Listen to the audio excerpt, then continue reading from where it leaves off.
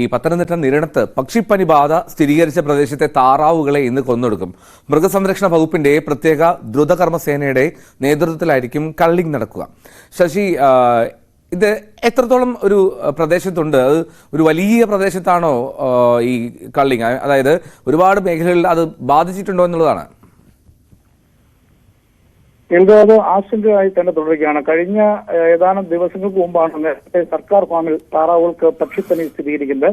തുടർന്ന് 5000-ഓളം താറാവുകളെയാണ് കഴിഞ്ഞ 2-3 ദിവസമായി ദ്രുതകർമ്മസേനയുടെ നേതൃത്വത്തിൽ കൊന്നൊടുക്കിയത്.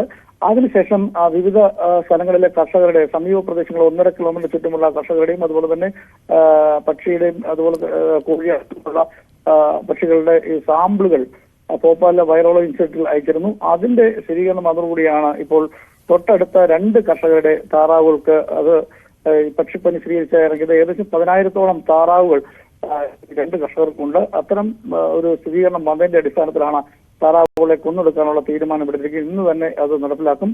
താറാവുകളെ മാത്രമല്ല കോഴികളെയും സമീപത്തുള്ള പക്ഷികളെയും എല്ലാം ഈ പക്ഷിപ്പനി സ്ഥിരീകരിച്ച സാഹചര്യത്തിൽ ദ്രുതകർമ്മ സേനയുടെ നേതൃത്വത്തിൽ കൊന്നൊടുക്കാനാണ് തീരുമാനം. ഏതായാലും ഈ മേഖലയിലെ കർഷകരെ സംബന്ധിച്ച് വലിയ ആശങ്ക ഉണ്ടാക്കുന്ന കാര്യമാണ്. എല്ലാ വർഷവും ഇത്തരത്തിൽ പക്ഷിപ്പനി സ്വീകരിക്കുകയും താറാവുകൾ കൂട്ടത്തോടെ ചെയ്യുന്നതോടെ വലിയ സാമ്പത്തിക പ്രശ്നത്തിലാണ് ഈ മേഖലയിലെ കർഷകർ. അത് തന്നെ വലിയൊരു പ്രതിസന്ധി അവർക്ക് സൃഷ്ടിക്കുന്നുണ്ട്. എന്തായാലും ഈ പക്ഷിപ്പനി സ്വീകരിച്ച സാഹചര്യത്തിൽ ഈ 10 കിലോമീറ്റർ, അതായത് ഈ പക്ഷിപ്പനി സ്വീകരിച്ച ഈ മേഖലയിലേക്ക് പക്ഷികളെയോ മറ്റ് താറാവുകളെ കൊണ്ടുവരുന്നതിന് വിലക്കുണ്ട്. അതുപോലെ തന്നെ ഇവിടെ നിന്നും ഈ നിരണത്ത് ഈ പക്ഷിപ്പനി സ്വീകരിച്ച പ്രദേശത്ത് നിന്ന് തിരിച്ചു കൊണ്ടുപോകുന്നതിനും വിലക്ക് ഏർപ്പെടുത്തിയിട്ടുണ്ട്. എന്നാൽ മൃഗസംരക്ഷണ വകുപ്പിന്റെ നേതൃത്വത്തിൽ പരിശോധന ഇപ്പോഴും നടത്തുകയാണ്. ദ്രുതകർമ്മ സേനയുടെ നേതൃത്വത്തിലാണ് ഈ താറാവുകളെ കള്ളിംഗ് നടത്തുന്നത്.